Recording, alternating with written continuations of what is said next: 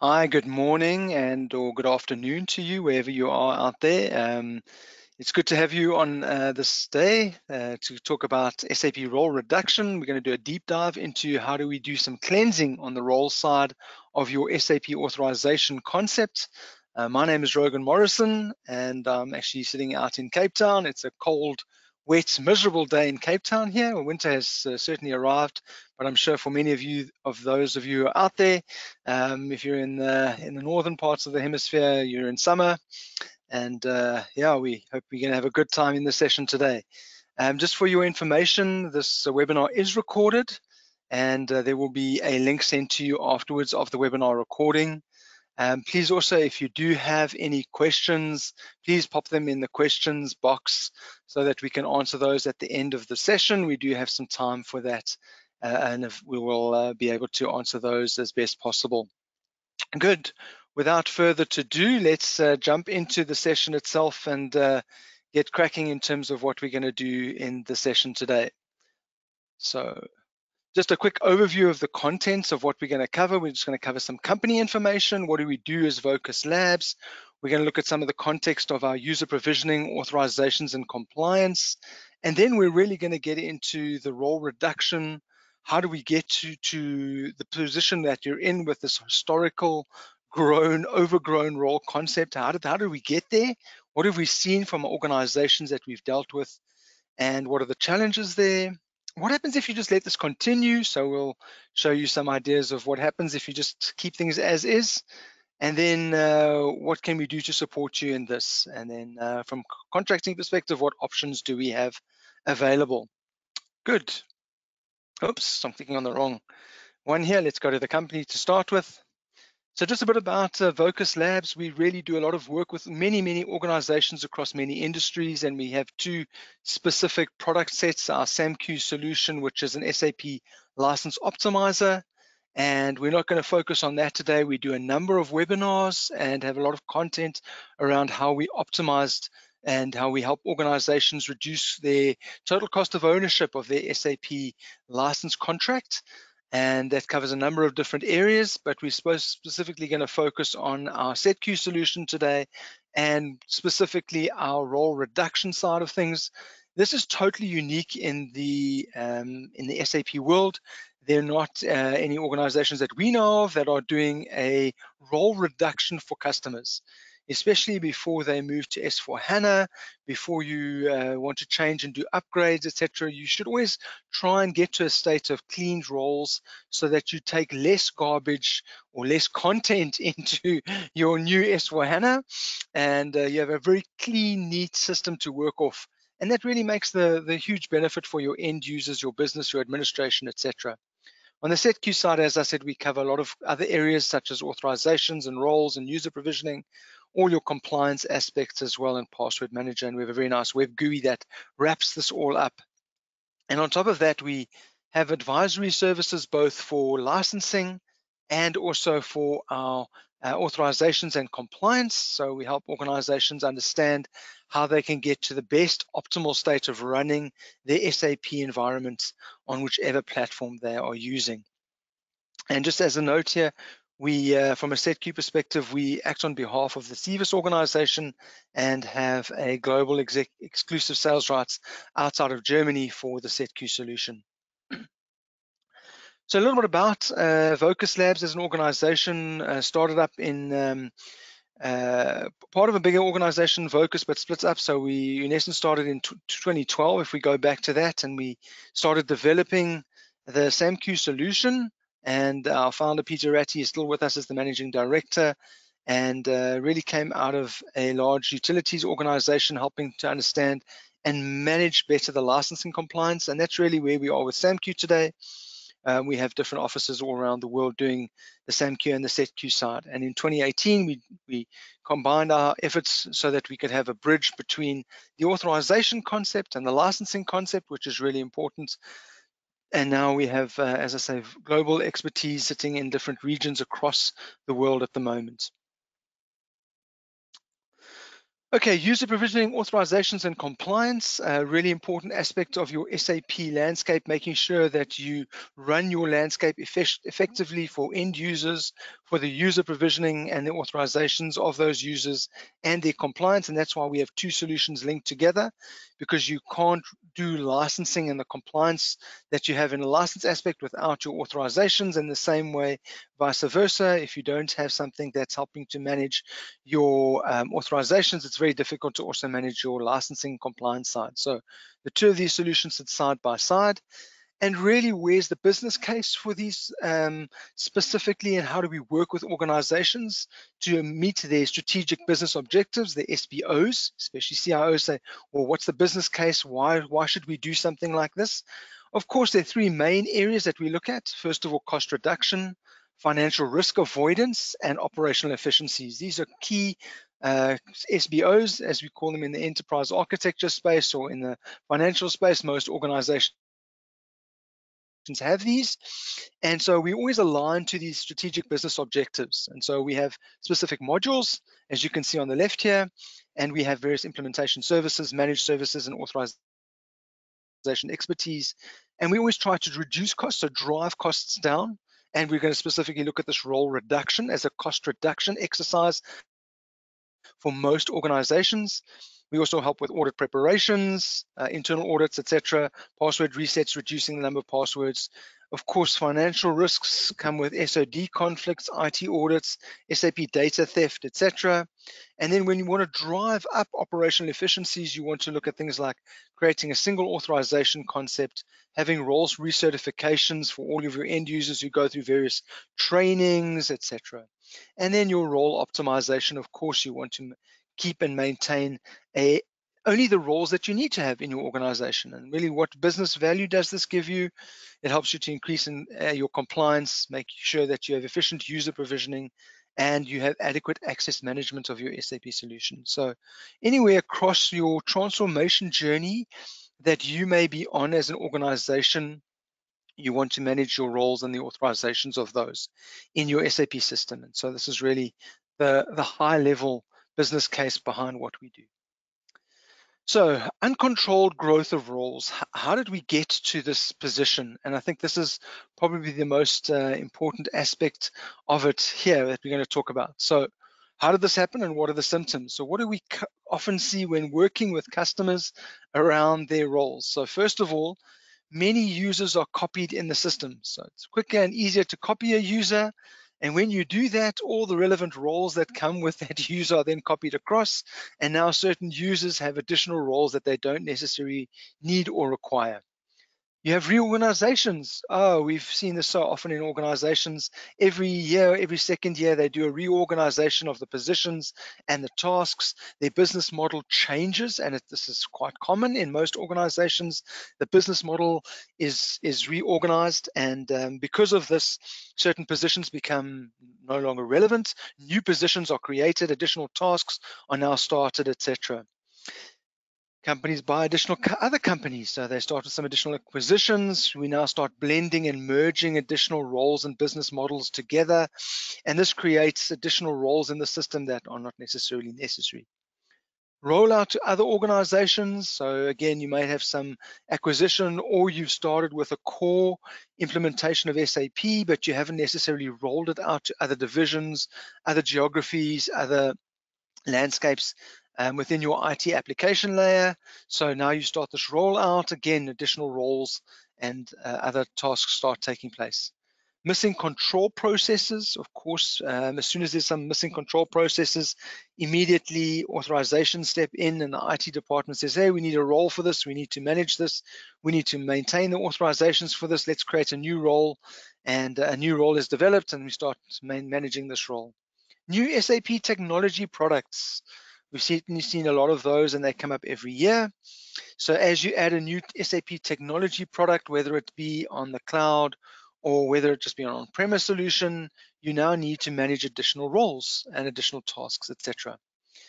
And this all leads to historically grown permissions. So if you have this over a number of years, and some organizations have had SAP since the the late 80s, some since the early 90s, and some since the late 90s, and all the way through up until today, you end up with this historically grown set of permissions. It becomes very large, it becomes very difficult to maintain.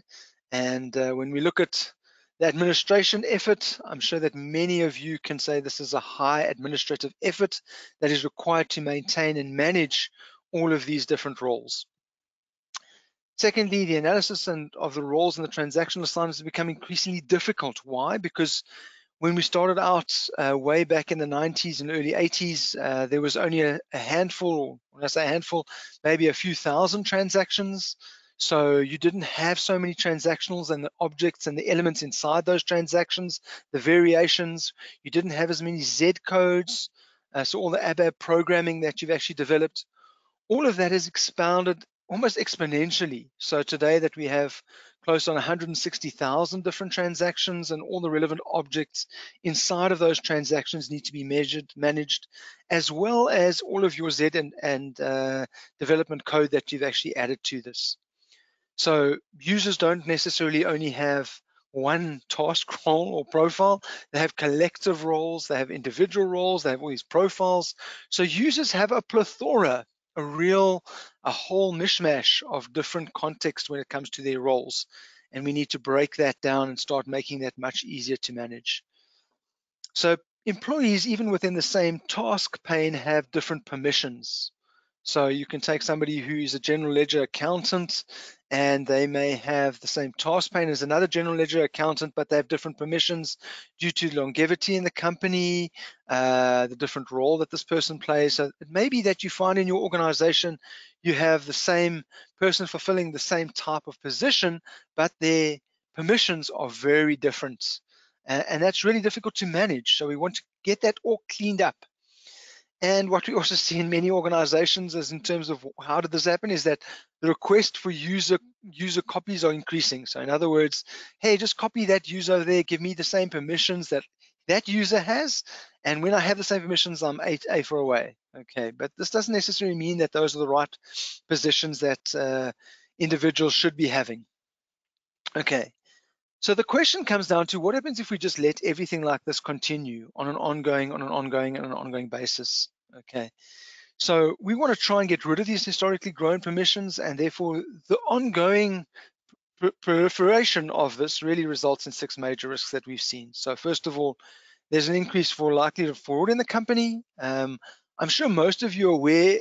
If you're not, really there have been so many different attacks this year, especially in ransomware, in other areas. So of course, security from an SAP perspective is really vital, and additional users, internal stuff, third-party contractors having access to systems that they shouldn't have, having access to information, being able to access various things via firewalls. You know, that all needs to be considered when you take the risk of potential fraud into consideration. But this is really one that, you know, expanding your surface area can really lead to additional fraud areas. Okay. And of course, we have creativity of employees.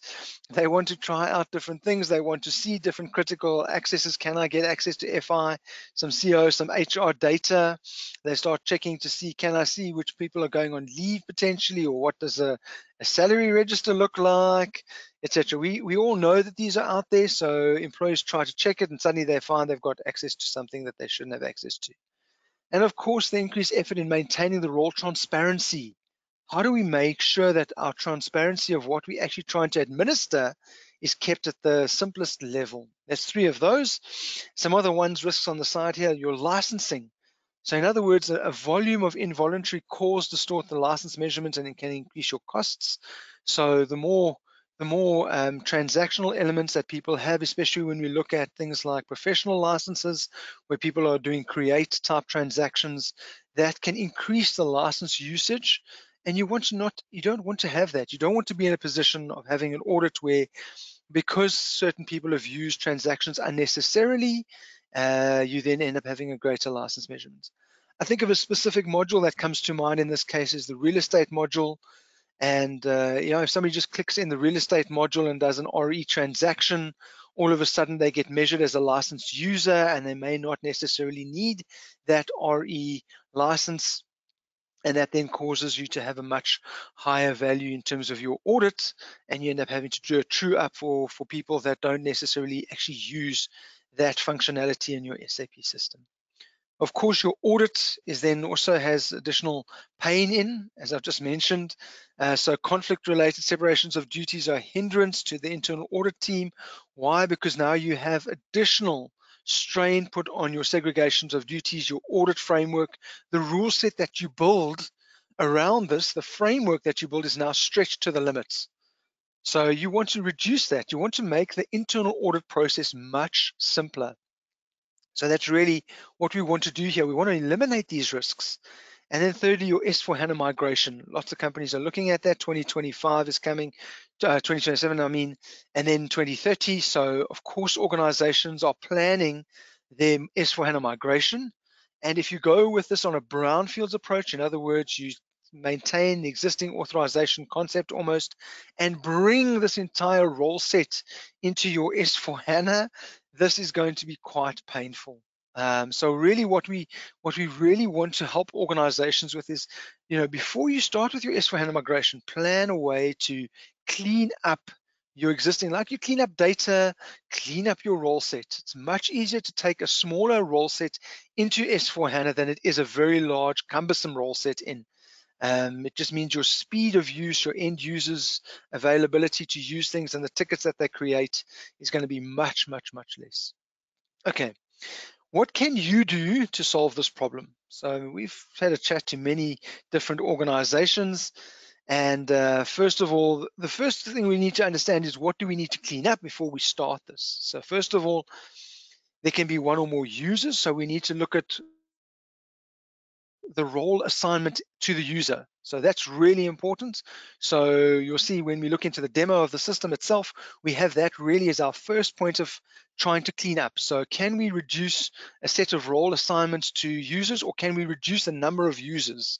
So do we need so many users in the system?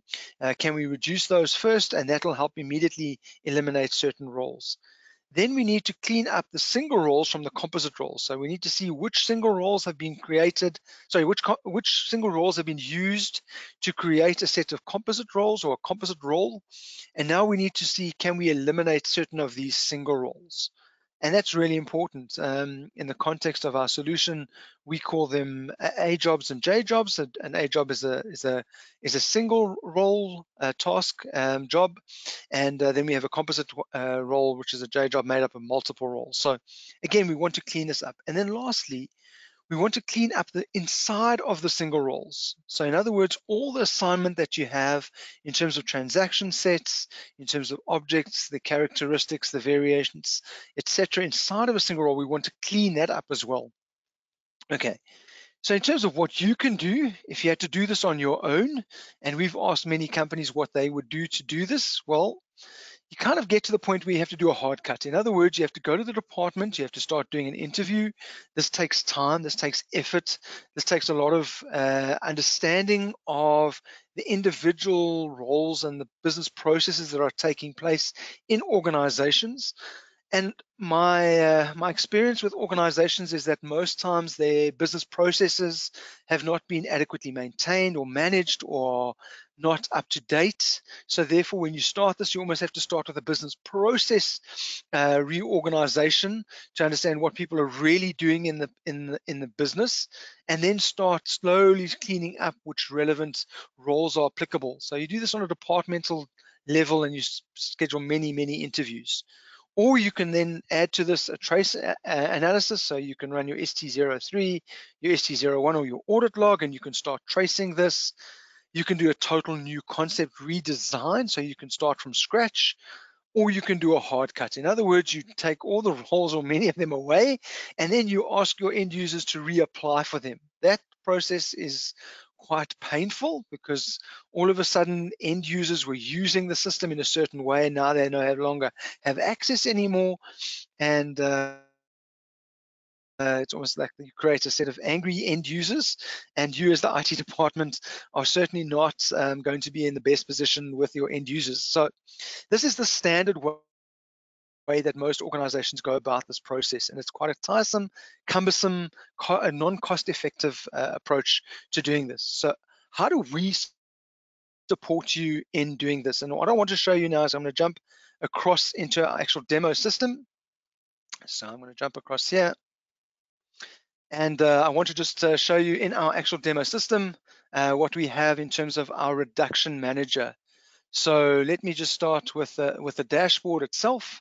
So we have a reduction manager, which is really exactly what it tells you. It reduces roles, okay? And this is on a web GUI front end, so very easy to use.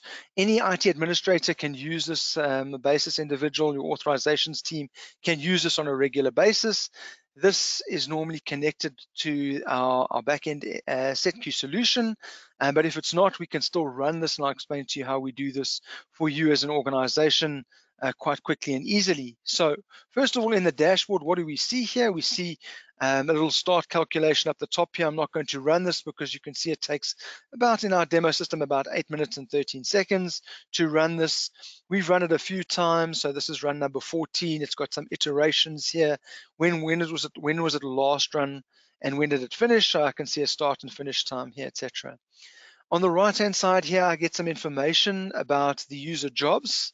Okay, the job to job, you'll see it underneath here. It's very small, but that's what it represents. And also the job to authorization. So our very lowest level where we can start eliminating a certain number of these elements. And each one of these indicates what we can reduce. So you can see the volume of job users to jobs. So that very first tile that I showed you in our presentation, how many users can we eliminate? So we can go down immediately from 193 to 92, a reduction of 92. So here's a nice little dashboard. You can see how you can run this on a regular basis in your organization to keep it maintained and managed and keep an optimal set of roles. Again, as I said, why do we do this? To increase your operational efficiency and reduce costs.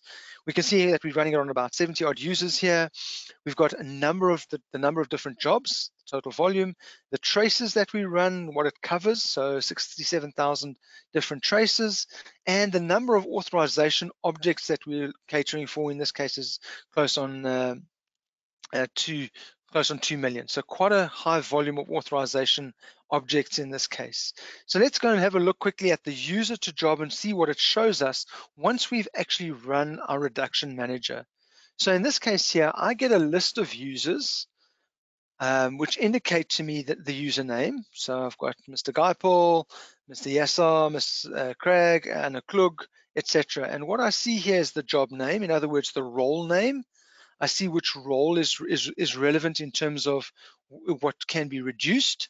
I see the system in which it can be reduced from. So again, based on the connections that we have through this, we can see and identify the system variance here, and I can see an explanation here. So in other words, this little explanation here with the little dots, or the little almost like a paintball effect here, tells me that the authorizations are already covered in this role by other jobs. Okay, where it shows me a little X, it says here, this does not correspond or cover any usage of this transaction when we looked at it from a trace perspective. So we've run a trace and we've seen, okay, this specific role for Mr. Rag is not being used at all. So we should be able to delete it. If over 4 months this person has not been using this specific transaction set in the roles, then we should be able to reduce this. Okay. Up the top here, we have a little basket item, and you can see that this one is already in the basket. So I've actually added this role to the basket over here. What I'd also like to do is just go and show you underneath here. I can also show some additional information here. So I can see the username, the job approval, the system, etc. And I can also go and turn this on, and when I click on it, it also shows me some additional explanation around the T code, etc. in here specifically related to this. So I've got some additional information. When I click on this, I can see exactly what information is contained in the detail of this role specifically. Okay, to do this, it's really quite simple. As I said, you just literally, we can now go as an IT administrator and go and turn this on and say I want to add this to a specific basket, and I can add this into the basket. There, it's in the basket. Okay. What I can also do is I can also, by selecting certain things, is lock these and unlock them. So if I know that Mr. Geipel needs a specific set of roles, or a role that I don't want to reduce this role because it's used maybe at a month end or a year end or quarter end, it's a very financial role that we know we only use at a specific period of time, I can then go and lock this role so it doesn't get eliminated. So now I've got all my elements in my basket. We'll have a look at the basket later. Okay, and here I can start creating the role reduction for all of the different individuals that I have in this case. Okay. So we can also have a look at the job to jobs. So in other words, the roles. In other words, this is where we have a combination of single roles in a composite role. In other words, this is a single role that's sitting in a composite role, and I can eliminate this single role from the composite role side. So I'm taking it down to another level now. Okay, so I can actually start taking out some of these specific single roles. You can see that there's a whole lot of rows in here. I can go and scroll through all of these and start eliminating these in this context. Again, my explanation is here. We did not find this in the trace. Nobody's using it. We can start eliminating these specific single roles from composite roles. Okay, again, I can also turn on my information underneath here, and by clicking on it, I can also go and see some additional information. So this is in the basket already, so I can go and see some additional information underneath here in terms of this information. Right, and then I also have the job to authorization. So now I'm taking it at the very lowest level of granularity, where I take the single role, okay, and I start looking at what specific objects and their values are no longer needed in this single role. So now I'm taking it at the smallest level. Okay, and this is, in this case here, we have a much higher volume of transactions that we've now pulled through the reduction manager. And at this point in time, you can see that there's a significant number of rows. I can go and increase this and just say, let's do 100 rows at a time. And I can go and make this quite much easier to view. And now I can go and start saying, okay, let me take out certain transaction sets out of these roles here, and I can do that, add that to the basket, etc. Once I've done that, and I've then gone through the process of cleaning up my roles and I've started eliminating them, it doesn't automatically, by just selecting the basket, give you the right just to delete them. Okay, you have to go through a change control process, of course. We don't just go and say, okay, great, you've deleted this here, fantastic, by selecting it, it's automatically deleted. No, you then have to go to the specific basket here, and in here you can see here are the various different pieces of role that we have now started to eliminate. Okay, so we've got a job to authorization with very low transactional code level. We've got a user to job. We've got a job to job and another user to job in this context. So here we have all the relevant information. I can show various explanations if I want to on these informations here, and you'll see that it gives you the next explanation where necessary. Okay, you can also have clear up some expired entries. You can clear the basket if you don't think this is relevant, clean up quickly, remove from basket, or send the request. Once you decide to send the request, then it actually starts a change control process, and this information then goes into, in our context, if we're working with a set queue solution, it actually goes into our change request processes, which then sends a relevant email and kicks off a workflow for a specific administrator to say, yes, we can clean up these roles over here. Just lastly, I didn't show the function and authorization section over here. The reason for this is because this is very much related to the set queue functionality. Okay, so in set queue, we build our roles based on a principle called a function and a package. So roles are the combinations of functions and packages, and a function is the what. It is the transaction, the object, the relevant attributes, the characteristics, the variance inside of a single role that makes up the what, and we have that's called a function. The function combined with a package. The package is the where. So where does this person work? In which organizational unit? Are they working in a specific country, a a region, a organizational unit, etc. That makes up what we call our role. Our single role, and a combination of multiple single roles creates, of course, a composite role. And in this case, if you're running the SetQ solution and you're using the role functionality as part of SetQ, then of course you will have the availability to use this function and authorizations here, because we want to clean up the relevant functions. Okay, and inside those functions we have various T codes and the values of that. So we cater for this approach of role reduction for organizations who are using SetQ, as well as organizations who are not using SetQ. So in this case, you just won't get to, if you're not using the SetQ solution and you're not going to, you're going to start a process of doing role reduction, we'll start over here and we'll go to the dashboard, and that's where you'll start, and we'll start cleaning up, but based only up to the job function, a job authorization level. Okay, so that takes us through how we effectively start reducing roles. Okay, and it's so easy to do. Once you've got the information in the system here, the algorithms run in the background, and then automatically we can start identifying these to clean up. So if you'd cleaned up all of these, you would have 18,000 less transaction codes in this context to clean up. So you can see that difference sits in this number over here between 1.16 to 148 over there, gives us the variation in terms of this structure. Good. So I think that's the simple and easy part, is that we have a system to do this. It's system orientated, so you don't have to go and do this manually. So the question normally for most organizations is, well, how do we do this? So let me go back to the presentation set and just also give you an example. We've done some projects recently with organizations. So I want to just share some of this information from a customer business case perspective. So we've got two different systems that we ran this on, one on a BW system and one on an ERP system here.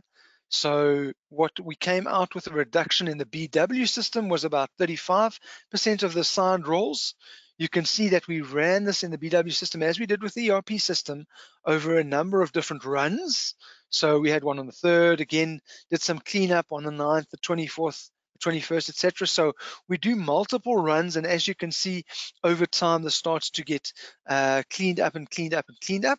So you start with 100%, and then all the way down, you now have 64%, where you've cleaned up from 30,000 odd users and their assigned roles. Now you're sitting at 19,000. So again, you might say, why did this increase? Well, there might have been some changes in the business, etc. But again, it's coming right the way down from managing 30,000 in the BW space to only having to manage just under 20,000.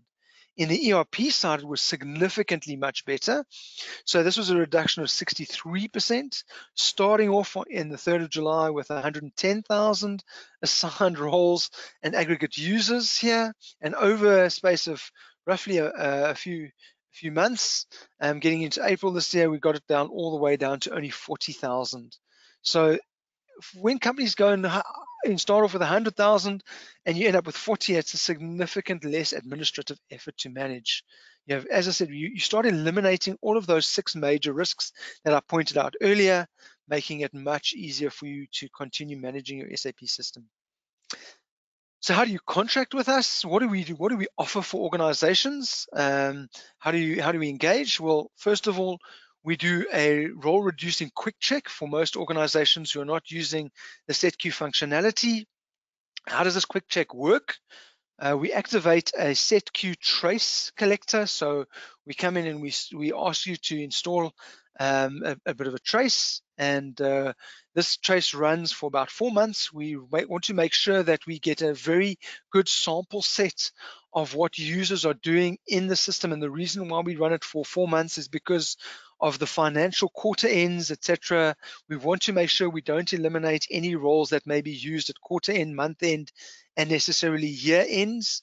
So that's really important. Also, businesses go through a specific rhythm, so they have peaks and troughs in their business, and normally 4 months gives us a very good indicative view of how much of the system is being used and by who's using it. Okay. We then analyze your existing roles or the role assignments. Okay, as I showed you in the actual demonstration. We do all of this in the lab itself, so you don't need to go and install the whole SetQ solution to do this. We run this, we import the information into our reduction manager, and then we do the results. We extract the results for you.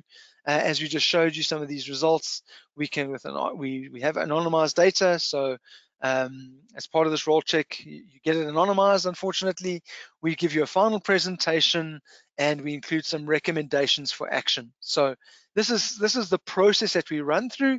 So of course, you don't have to do anything for the first 4 months. We run the trace collector, and thereafter it's about a 15-day process where we run some iterations with yourself. We walk you through the process of understanding which roles, which user roles, which job roles, or as I said, the single composite role integration cleansing we can do, and the role, specifically single roles, so that we can clean up how we get to all of that, and the outputs of that are then put in a final presentation.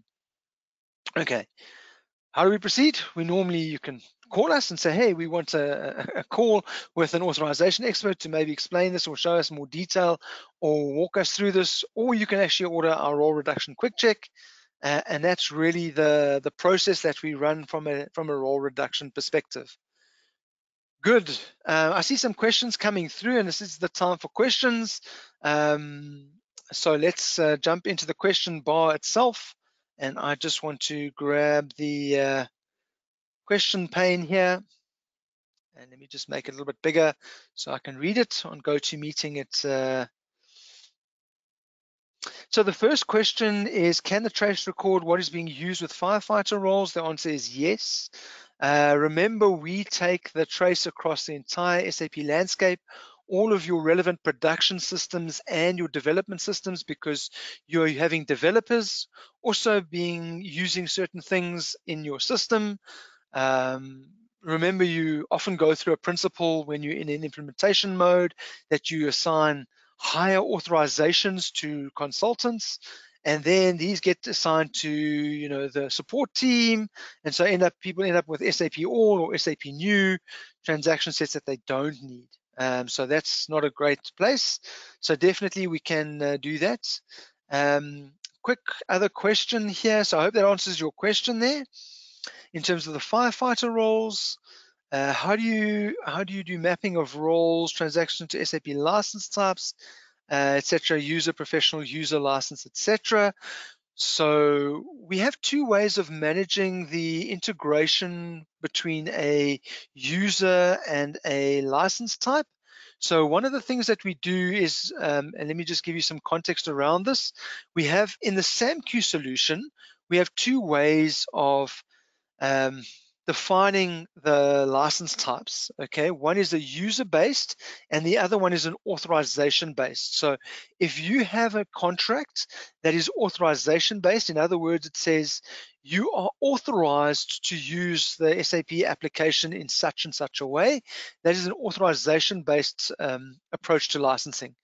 In the user-based approach on the contract, it normally says you are able to use SAP in the following way, and then you have specific license definitions, of course, for both, where it says a professional user license is able to do the following. What happens in the context of our SAMQ solution in terms of roles and authorizations is we have a transactional database that goes in, and based on specific rule sets, it automatically determines whether or not an individual falls in a specific license category. So whether they're in limited professional, etc., based on their usage, not based on what you assign them. So while you may assign them something based on their business process and their authorization, what they actually use in the system is not necessarily aligned to that and doesn't necessarily align to the user license type. And that's the difference really what SAMQ does. Your SLAW and your USMM looks at the authorization assignment that you've given to an end user. And we say, that's all good and well, but what is the actual person doing in the system? What transaction sets are they actually executing? And based on the execution and the usage of the system, we determine the license type. Very different principle to what normal USMM and S-law does, and that's the difference. So I hope that answers your question. The other thing that we've done is, because we recognize there is a tie-in between licensing and authorizations, we've connected the SAMQ and SETQ solutions. And the reason why we've done this is to ensure that if an end user business manager decides to give a new individual in their team a new role, great. Hey, I've got a new person come in. I'm going to give them these roles. And immediately in doing so, it automatically can cause not only your segregation of duty issues in the authorization concept side, but it also creates a new challenge in your license side. So we've automatically tied that in so that it sends a notification to tell you, hey, you are about to increase and add up and take away from your inventory, your license inventory. You're about to take this away from your license inventory. You're going to take a new professional license out. This could mean that you are under licensed. You have to true up then. Okay. So that's a quick question there, an answer to that question as well. Let me go there. There's quite a lot of questions coming through here. Okay, how about the details of your contracts and costs? I'm not sure how to answer that. Maybe you want to add some more information about that. My contacts, how about the details of your contracts and costs? We can certainly provide you with contracts and costs if you want to contract with us. Send me an email. Send us an email. That is, we can send that out. Check us up on the webpage, and you can drop us an email there at info@voquzlabs.com. You will certainly be able to get there. Is an audit trail kept for all changes? Absolutely. If you're using the SETQ solution, it does keep an audit log, of course. If we do this in the lab environment, in other words, if you're not running the SETQ solution, we can show you what your results will be, and then you decide what you want to take back into your SAP system. So yes, of course, there is a log. We have an Excel sheet that you can keep for internal audit purposes. Okay, let me answer this one here quickly. For the job user module, can it display how many times the transaction code was used by them and when it was last used by them? I'm comparing this with the SAP GRC report that provides action usage by user, role, and profile. So let me say this is a different report that we use. So in the SETQ solution, we have a number of reports, and this helps us to manage exactly what you're asking there. So in other words, the volume or the actual usage of specific transaction codes, who was using it, when they last used it, etc. So our SETQ solution, in terms of the reporting functionality in SETQ, allows for that specific answer there. It's not part of the role reduction. Remember, role reduction is very specifically a cleanup. We're doing active house cleaning in your SAP system for you, and we're making it as simple and as easy as possible to do. So that's the context around that. Okay, authorization-based licensing, does this include for modules like ISH, industry healthcare?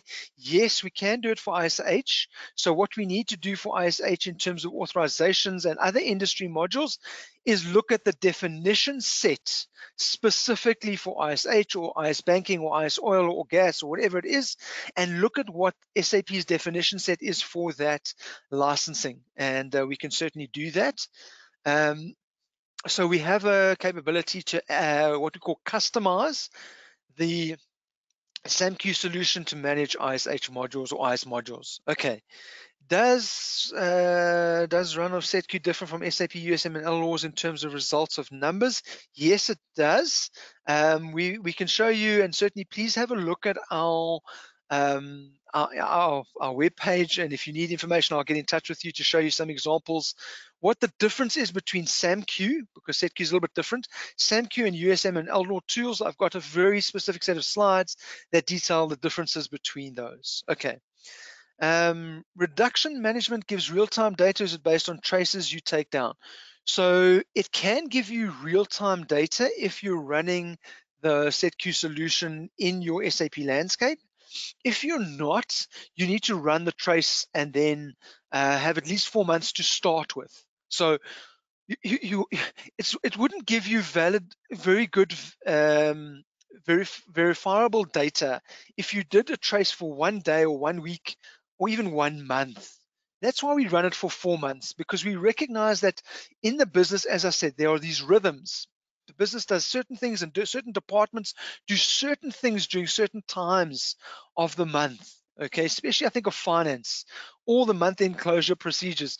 It could be that the business goes through specific, let me call it, ordering processes are much higher in the retail environment over certain periods, Easter, Christmas, whatever periods those times are, as example. So certainly you would run the trace, and then once your traces are running and you're running it, you can continue running those traces and then just pull the information into the reduction manager.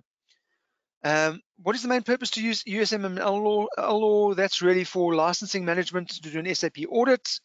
Yes, we will send out the recording. You will definitely get a link for that.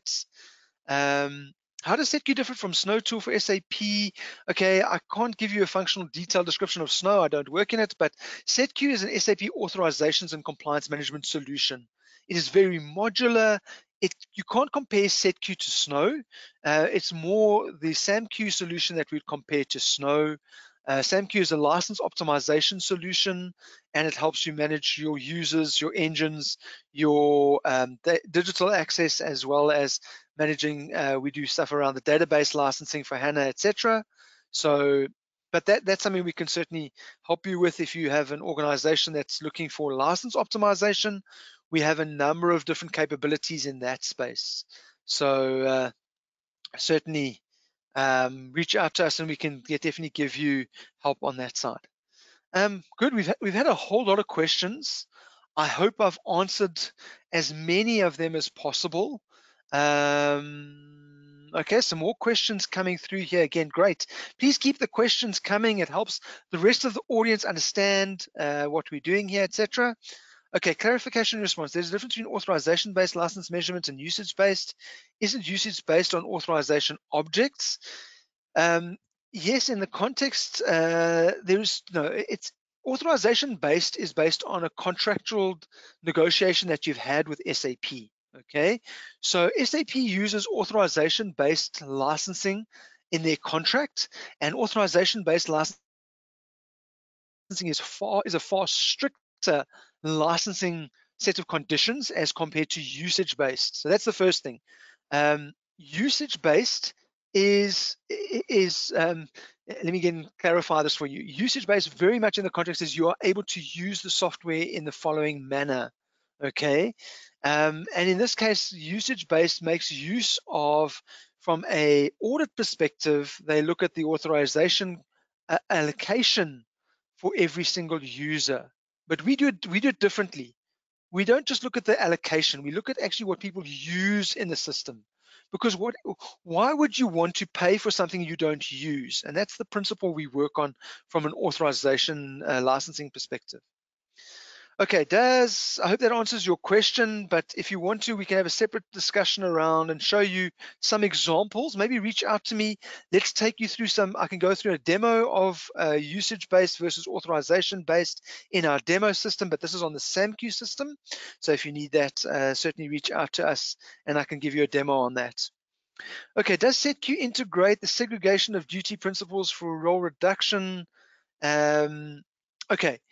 So yes, it does. One of the important things of how we do segregations of duties in SETQ, there are two things that we did in SETQ that are very different to most other tool systems that are currently in the market. One, we have reference content, okay? So what happens is, in this context, is we include a already pre-built base set of roles in what we call our role reference, which are all single roles that are conflict-free. And at the same time, we have a compliance reference manager, which has all the relevant, let's call it compliance rule sets that's already pre-built for you, okay?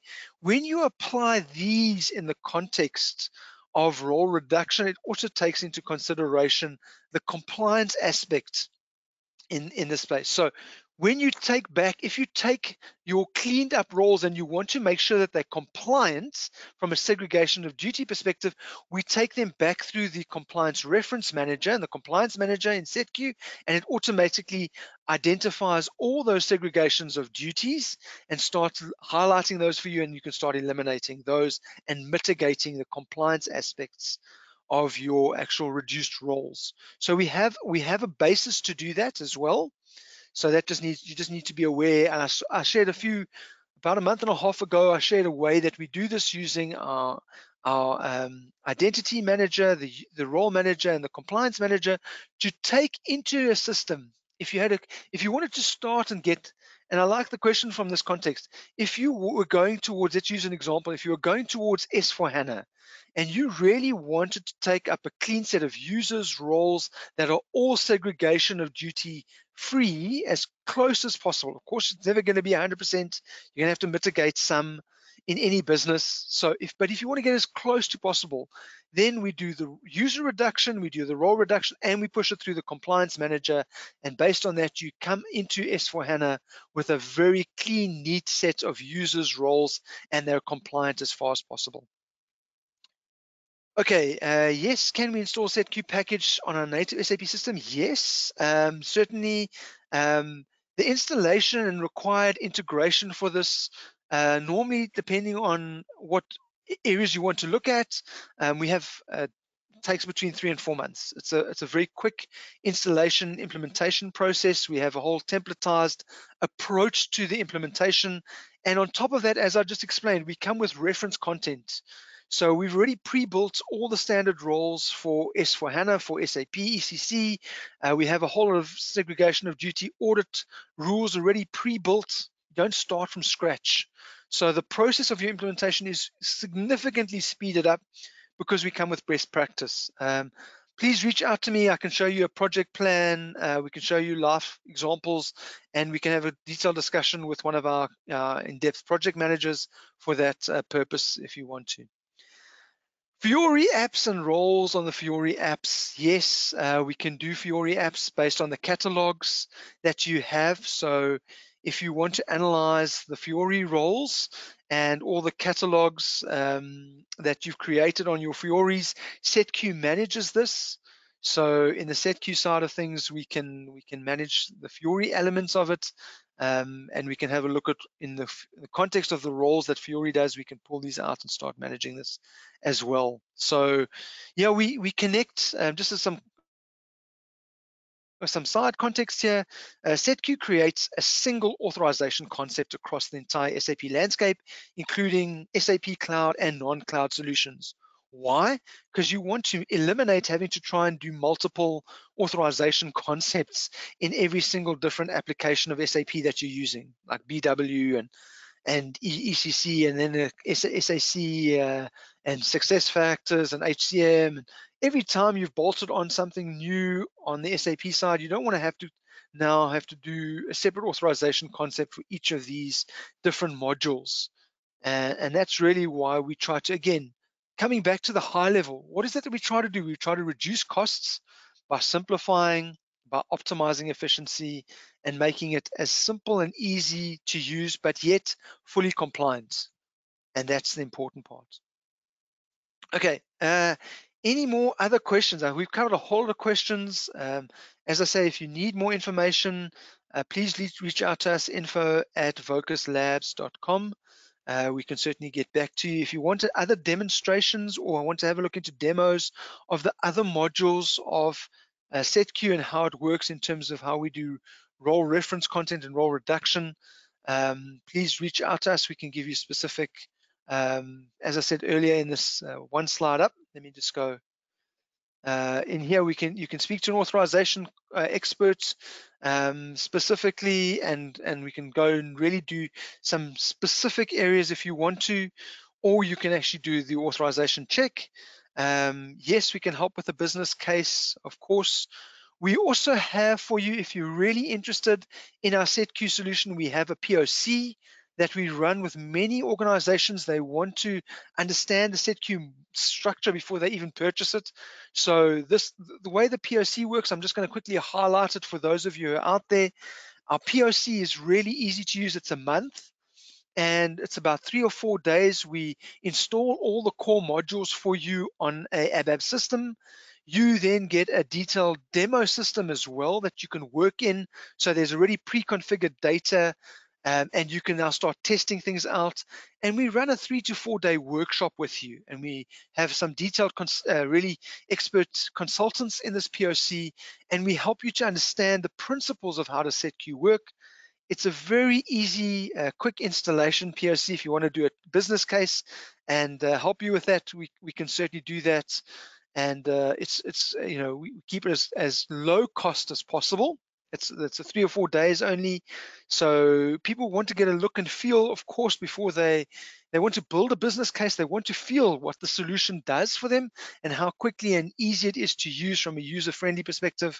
Yeah, please reach out to me. I'd love to share that with you from a business case perspective and how we develop that. So certainly, going up to a business case as well. Just one context here. I mean, this is really a business case. I mean, if you can go to your management team and say to them, listen, for a very quick and easy way, we've reduced our roles by 35% in one system and another 67% in another, and we're able to manage this way more efficiently. We've got far less tickets. Our IT management is much better. Then of course you've already developed a business case for your business. Managing less is always significantly creating operational efficiency. So as I said, taking it from a strategic business objective perspective, what do you want to achieve? You want to reduce risk, you want to achieve reduced costs, and you want to improve your operational efficiency. Here is one very quick and easy win-win for your business if you want to reduce their roles. Okay, any other questions? We have 4 minutes left. I think we can wrap this up if there aren't any more questions. If there are, please, as I said, reach out to us. Certainly love to help you with this. And one other question, the role quick check takes about 15 days once we've done the trace. Okay, so it's a very quick role check. So you run the trace, we run it for 4 months, but then afterwards it's only 15 days. So very quick, easy to get into, and yeah, we look forward to hearing from you. Good. If there aren't any further questions, fantastic. Thank you very much for joining us today. Please stay safe. If you're in the southern hemisphere, keep warm. It's winter. If you're in the northern hemisphere, keep cool. I hear it's really hot in certain areas, and have a fantastic rest of your day from there. Great. We will catch any of you up in the next webinars. We have some additional webinars coming up, so please look out for that. And we look forward to seeing you in our next set of webinars. Good. Let me stop that process here.